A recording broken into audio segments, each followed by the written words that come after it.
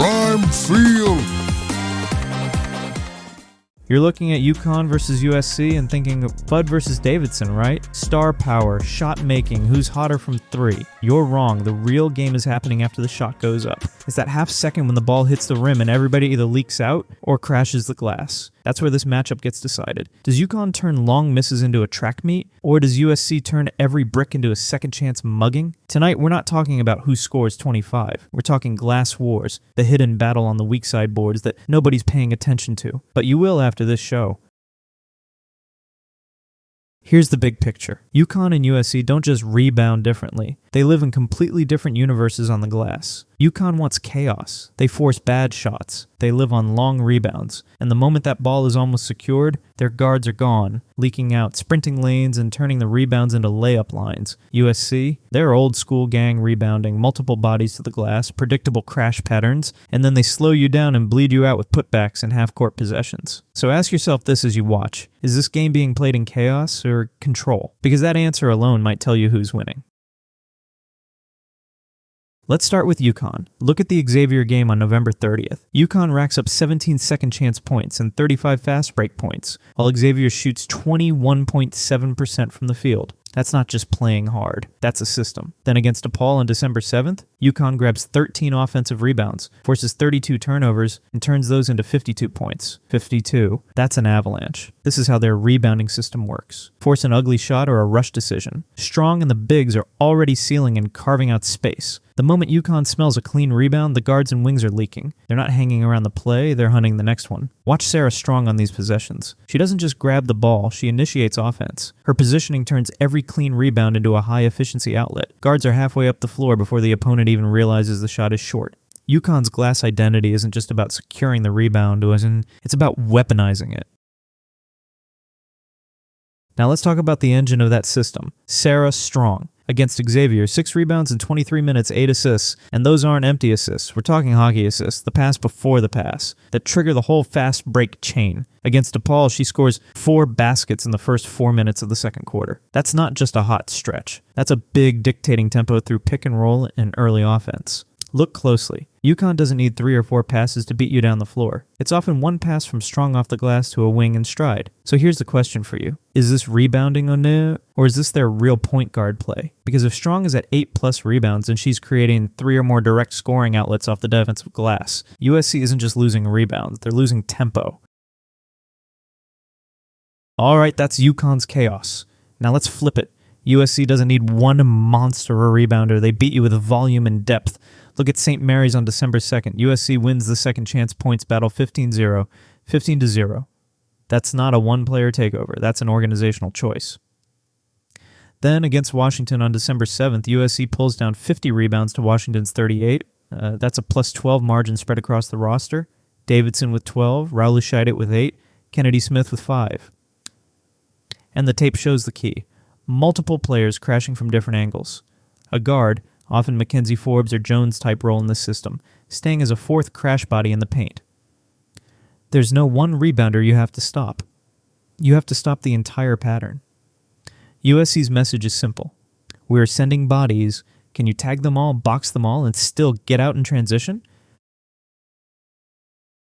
That brings us to the strategic dilemma sitting right in the middle of this matchup. What do you do with a player like Jones? Against Washington, the numbers jump out. Jones is active in the paint, functioning as that extra crash body. But look at the trade-off, 6.0 rebounds. No real mention in transition impact. So you have a choice. Have Jones leak out early to protect yourself from UConn's transition game, especially against speed guards like Arnold and Heckel. Upside, you're not getting killed in 3-on-2 breaks. Downside, you lose that 4th crash body. Your rebounding advantage shrinks. Keep Jones crashing with the bigs. Upside, you overwhelm teams on the weak side glass. More putbacks, more fouls drawn. Downside, your backcourt is a step late getting back and UConn is already gone. So here's the chess question. Do you protect the rim after the rebound, or do you go all in trying to own the rebound itself? Whichever way USC leans with Jones is going to tell you exactly how much they fear UConn's transition. Now UConn has a problem baked into their own success. Their wings, Shade, Ziebell, the leak-out crew, are hunting transition. They're in that 45-degree stance, hips tilted, ready to sprint before the rebound is even secured. Against undersized or turnover-prone teams, that's devastating. You get 3-on-2 and 2-on-1 breaks over and over. But against a team like USC, with 2 crashers already locked onto the weak side and a third rotating in, that early leak-out can become a straight-up liability. If Shade is at halfway to the wing while the shot is still in the air, who's tagging the weak side cutter? Who's putting a body on Raul Tate when she comes flying in from the opposite block? So this becomes the other side of the equation. How much is UConn willing to sacrifice on the defensive glass to keep that transition identity? Because if they don't adjust, USC is going to turn those leakouts into layups for themselves. Let's put real numbers to the glass wars. The X factor metric in this matchup? Weak side offensive rebound percentage. The brief lays it out clean. If UConn holds USC under 35% weak side offensive rebounding, the prediction looks like UConn 70, USC 65. UConn gets tempo, forces misses, and feasts in transition. If USC manages to keep that number higher and controls their usual putback volume, you're staring at something like USC 65, UConn 60, grinding game, second chance points stacking up, UConn stuck in the half court. And right in the middle of all of this, Sarah Strong's line. Circle this in your notes. 8+ rebounds for Strong, 3+ direct scoring plays created off outlets. If she hits those thresholds, odds are UConn is playing the game they want. If USC can neutralize her on the glass, or disrupt those clean outlets, the whole UConn system gets dragged into the mud. So while everyone else is arguing about who scores more, Fudd or Davidson, you and I, we're watching who owns the weak side glass. So let's recap this the way a coach would. UConn's rebounding isn't just about numbers. It's about turning defensive stops into instant offense through Strong's positioning and their guards leaking out. USC doesn't care if you box out 1 star. They weaponize systematic depth.